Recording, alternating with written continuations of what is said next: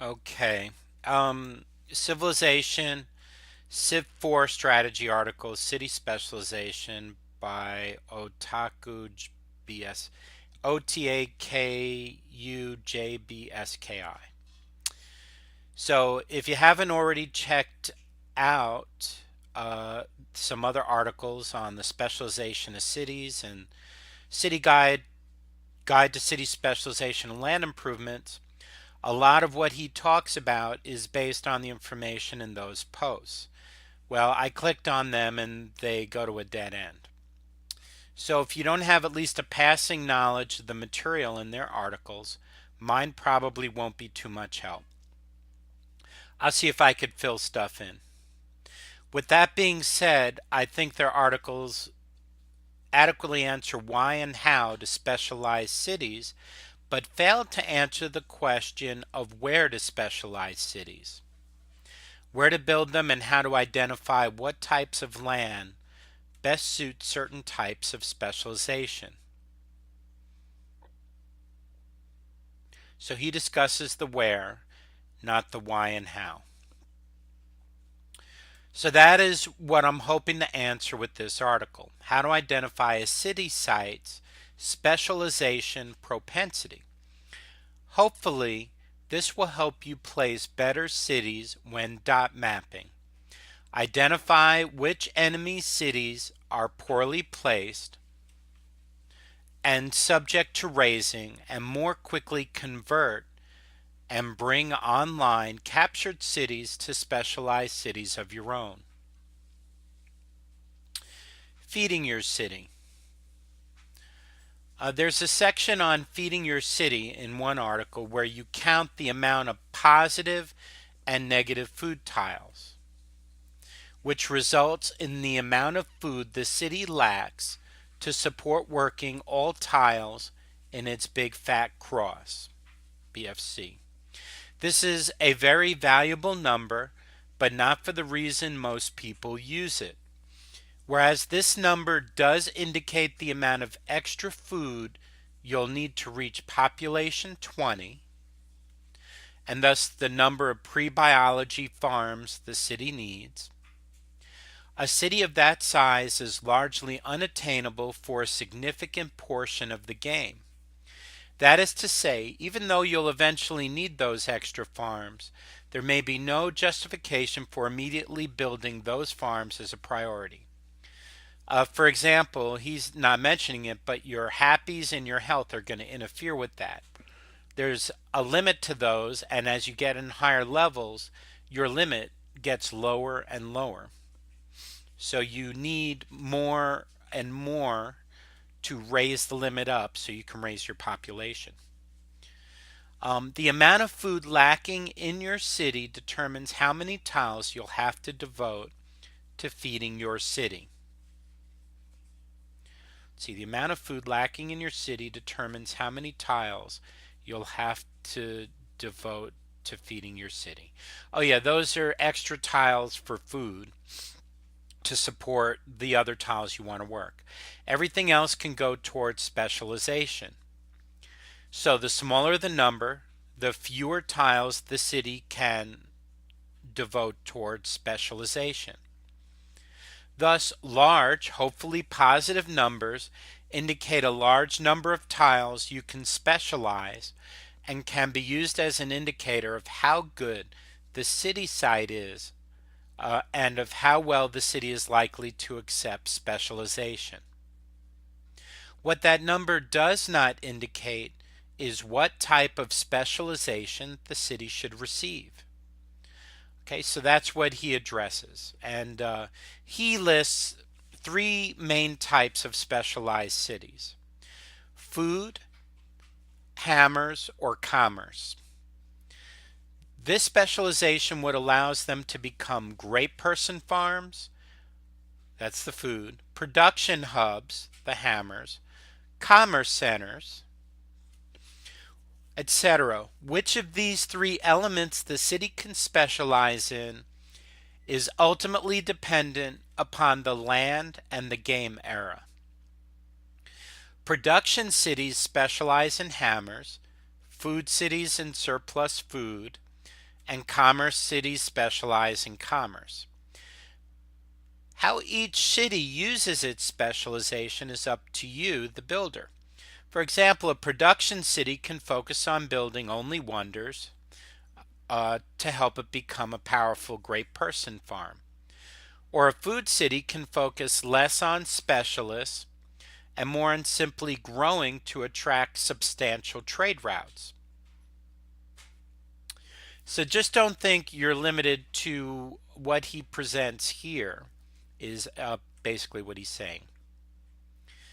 A late game city's specialization propensity isn't strictly dependent upon its available tiles. So this post is primarily concerned with cities during the ancient to Renaissance eras.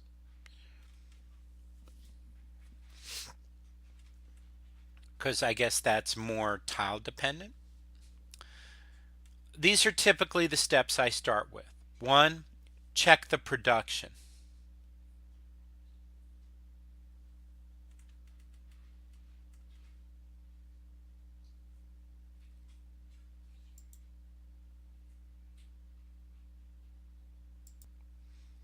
Using only hills and production resources, consider them both as improved. Okay, so basically you consider like hills with mines already, or stone already having a quarry on it. Count up how much production the city can handle, how much food it costs to maintain it, and how many citizens are required to work the production tiles used. Ideally, you want to see high production, plus 15 to plus 20, with few tiles, 4 to 7 tiles. For example, a city, one production, one population, with 2 grassland hills. Oh, no, 1P is 1 production. That's minus 1 food, 3 production each. That's because a hill with a mine has 1 food and 3 hammers. So you're short 1 food because 2 food is the neutral level. So 2 grassland hills are minus 1 food, 3 production each. 2 plains hills are minus 2 food, 4 production each. And a plains horse, minus 1 food, 4 production. So if you add those together, you have minus 7 production. Minus 7 food and 19 production. Meaning the city can generate 19 hammers at the expense of 7 food using 5 citizens. Even though the city center produces 2 food, I often keep its food production with the food calculation. So let's see, the 2 grassland hills are minus 2, 2 plains minus 4, that's minus 6, and a plains horse, that's where the minus 7 comes from. 2 hills, 3 production each is 6 production. 2 plains hills is 4 production each, 2 of them, that's 8. So 6 plus 8 plus 4 for the horse, 6 and 8 is 14,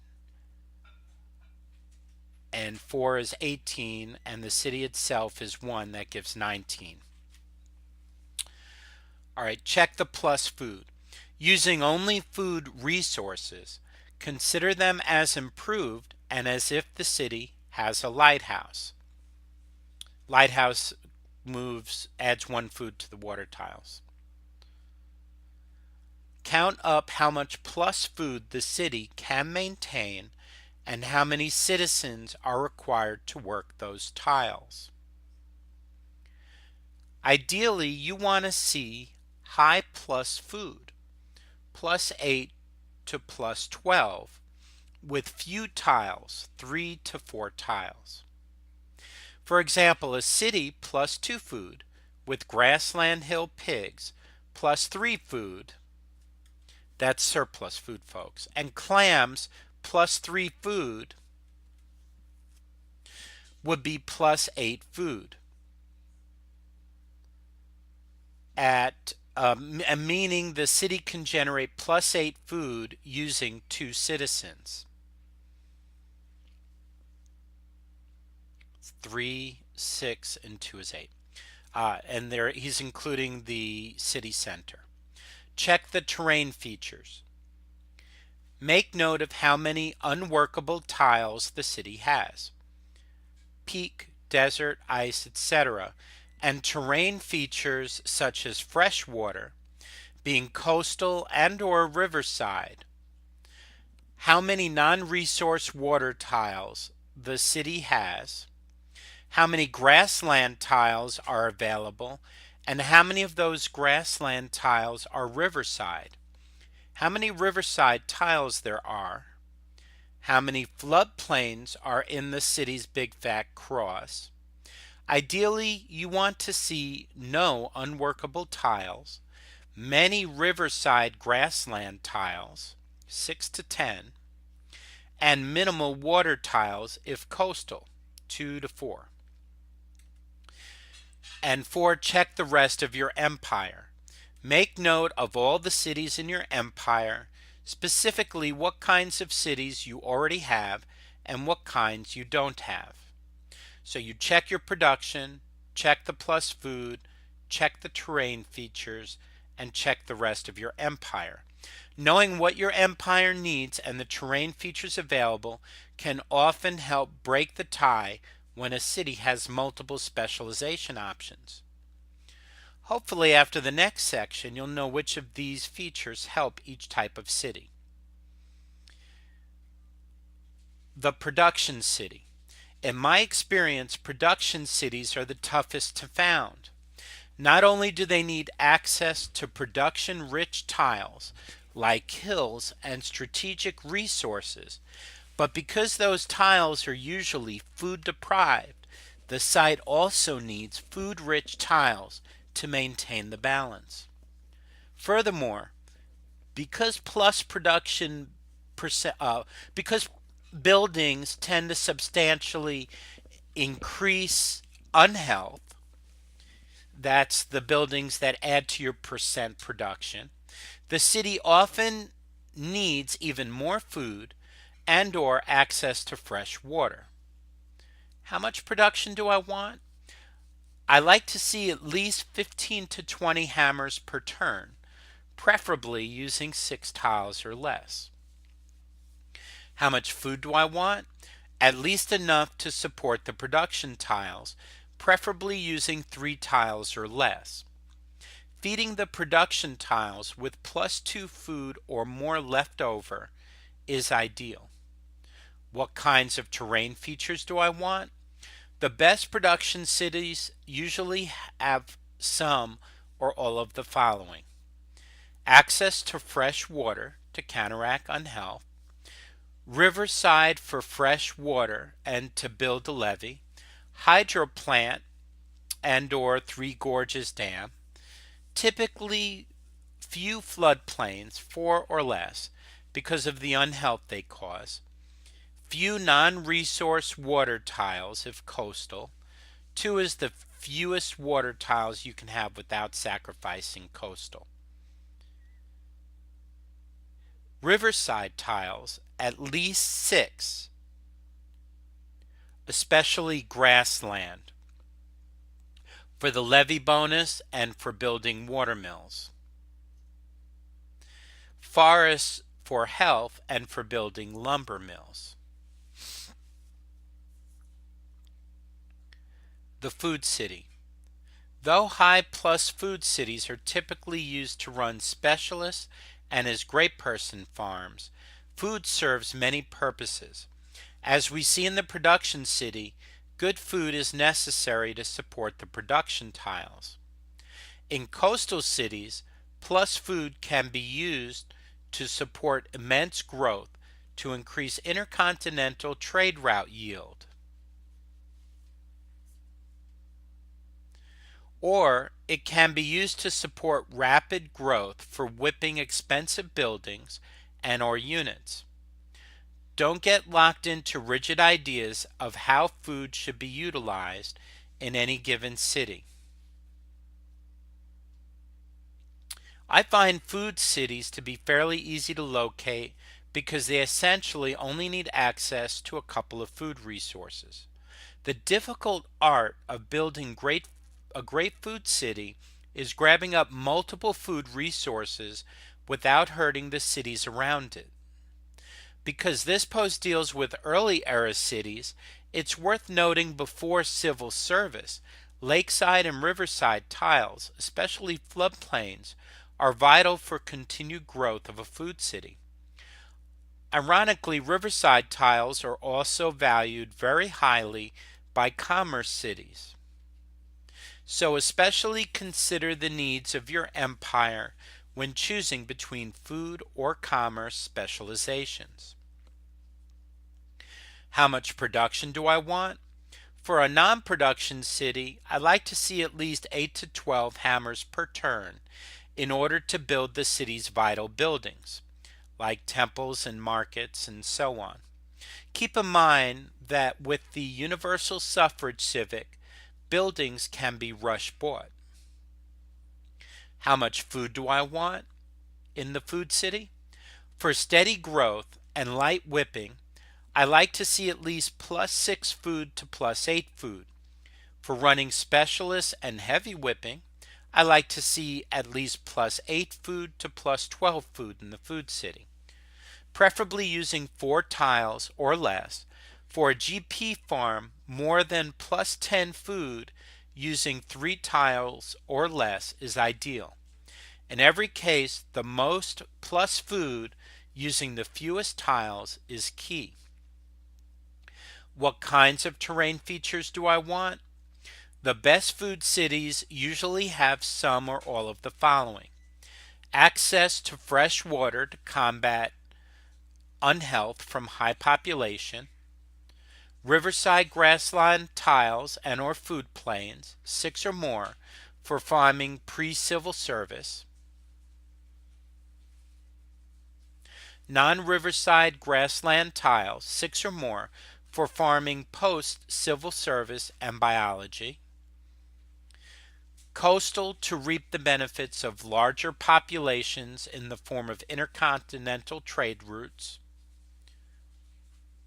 few non-resource water tiles if coastal, since they can't increase growth. So that's for the best food cities. Usually have some or all of those. The commerce city. I find commerce cities to be the simplest cities to find because nearly any city with any amount of food, plus food, has the potential to become a commerce city.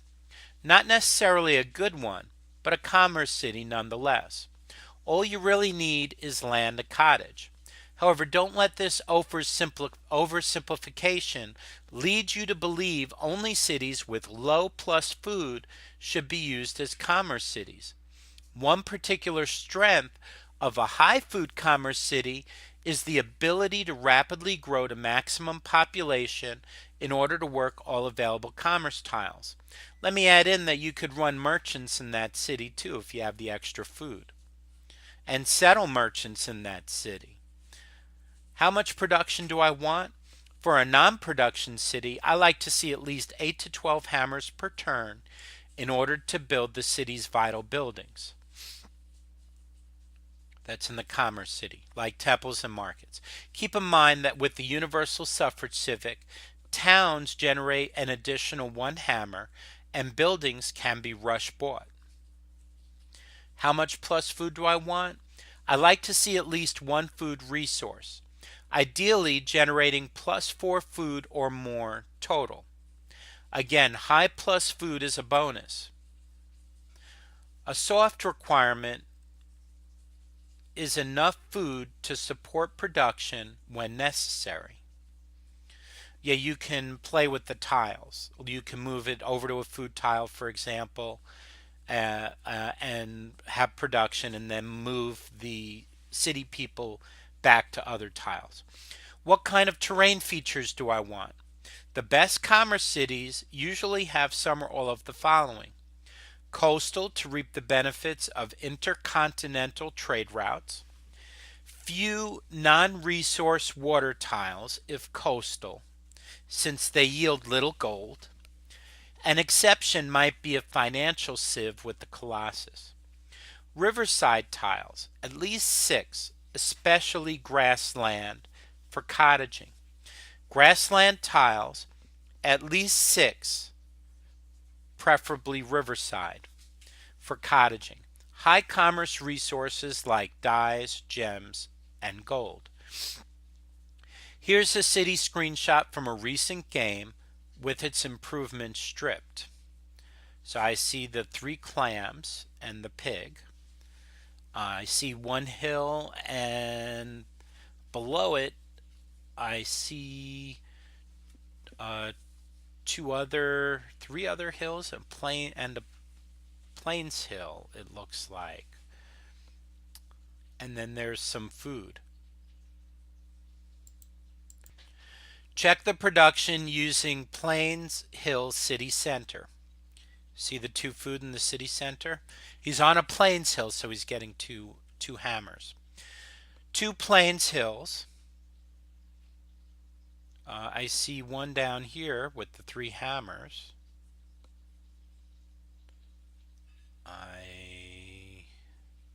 Oh, he's on the Plains Hill. Oh, this might be a Plains Hill here. To the upper left.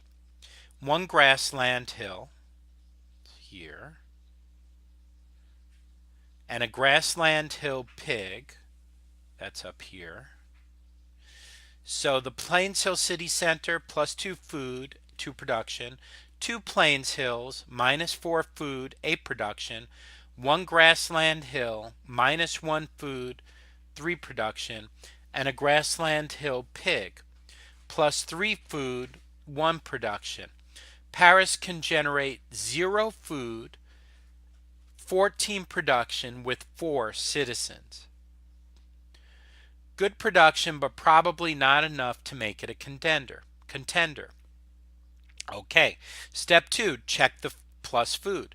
The city center has plus 2 food, 3 clams, that's plus 9 food, and 1 grassland hill pig, that's plus 3 food.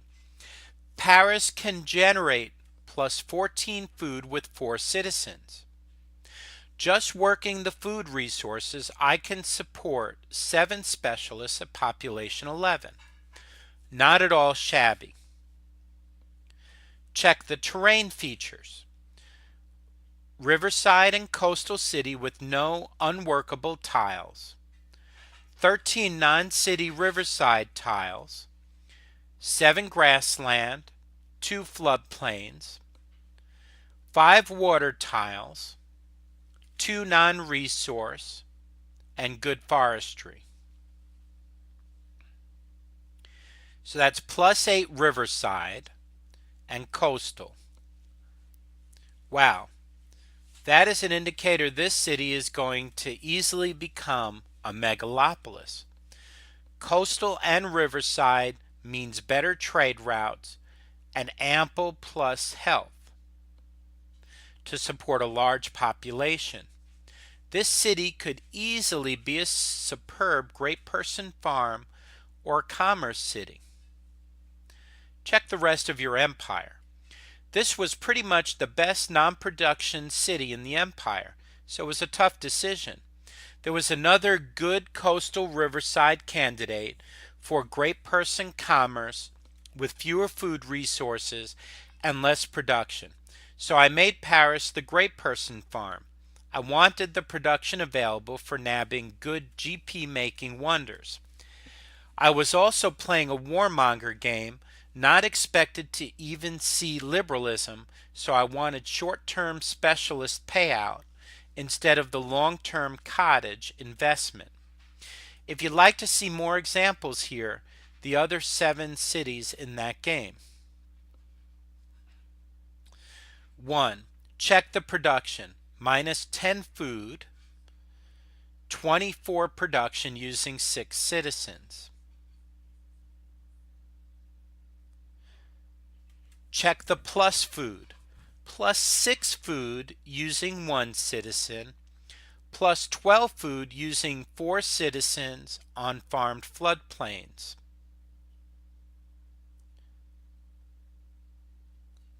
Check the terrain features. Lakeside city with a few riverside tiles and not too many grasslands. Farmed floodplains can support production. Check the rest of your empire. This was the best production city on the map, so it clearly became the production city.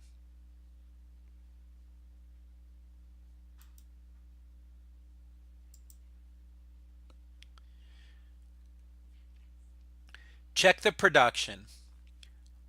-8 food, 18 production using 6 citizens. Check the plus food. +9 food using 2 citizens.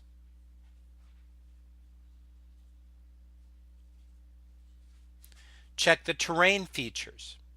Riverside city with 14 workable riverside tiles, 4 grassland, 3 floodplains.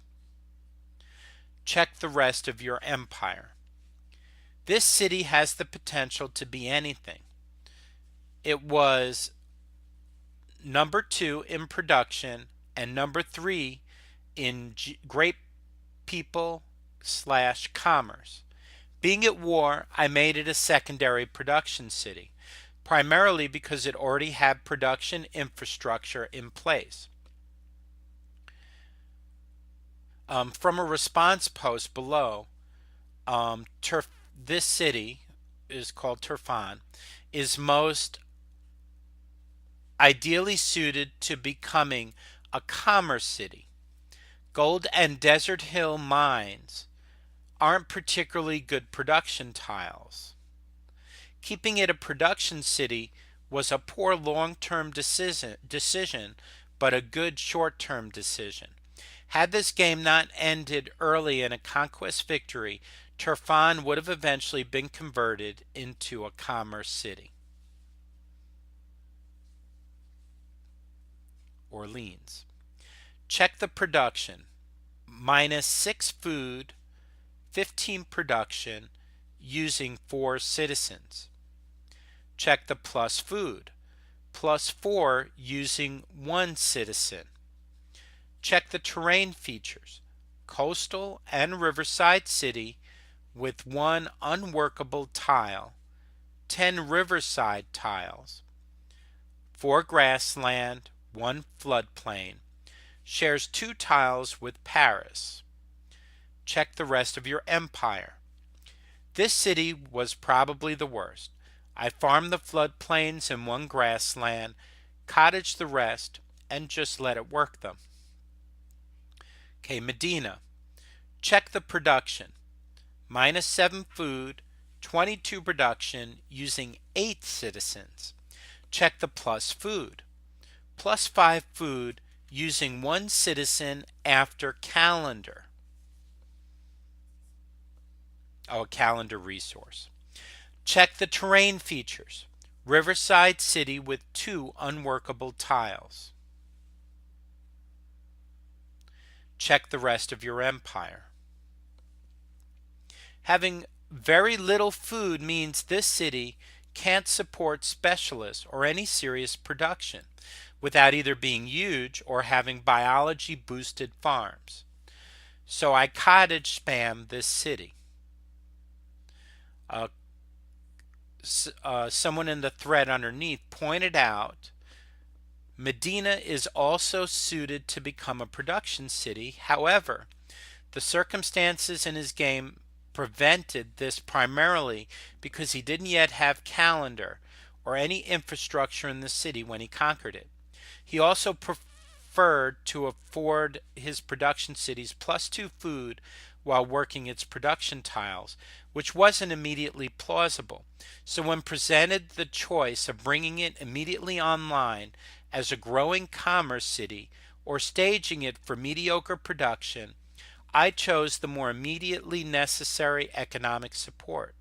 Like my decision in Turfan, this may not have been the best long-term decision, but was good in the short term and didn't appear to detract from my conquest victory. Karakoram. Check the production. -5 food, 11 production using 3 citizens. Check the plus food. +6 food using 1 citizen. Check the terrain features. Riverside City with only 5 riverside tiles, 3 grassland, 2 floodplains, sharing 2 tiles with Beshbalik. Now check the rest of your empire.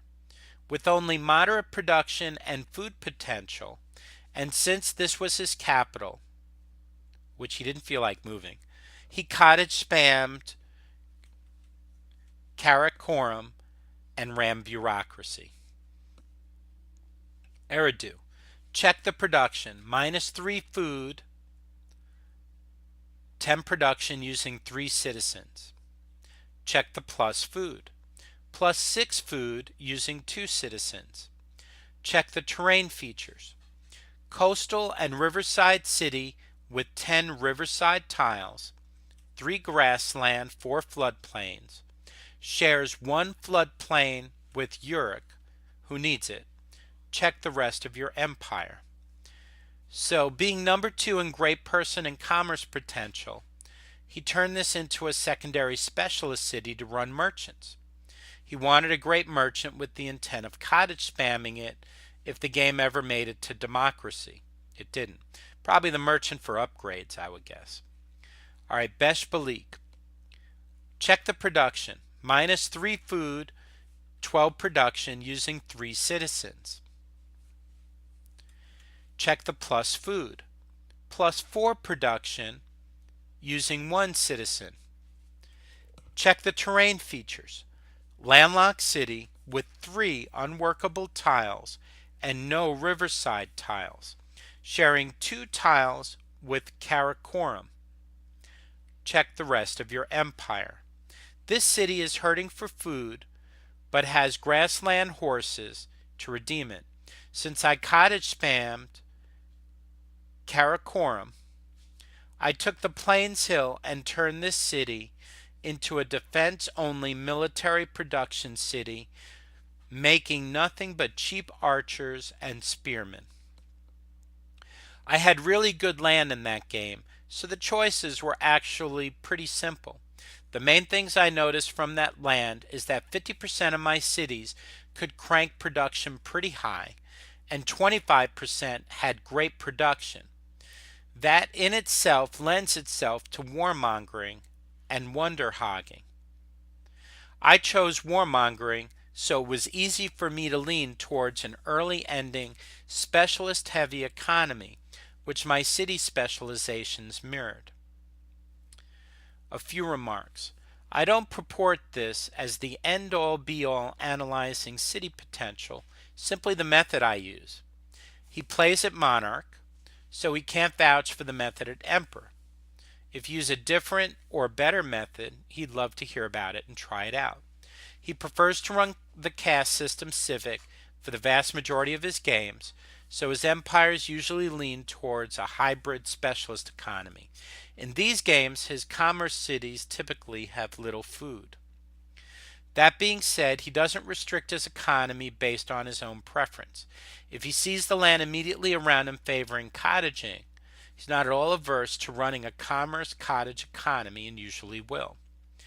He uses this method for determining what he feels the best dot map for the land around him, as well as a guide to whether captured cities should be kept or moved, as well as what to do with them if they are kept.